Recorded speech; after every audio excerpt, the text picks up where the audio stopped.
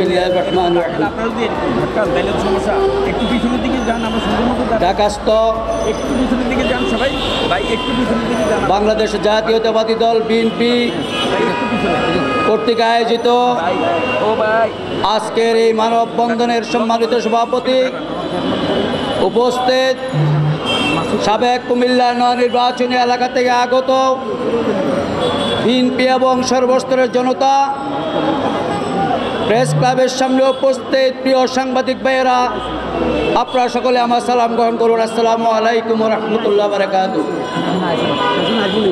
সংগ্রামের সাথী ও বন্ধুগণ, আপনারা জানেন জনাব মনিরুল হক চৌধুরীর জনপ্রিয়তার প্রতিহিংসা করে জনাব মনিরুল চৌধুরীর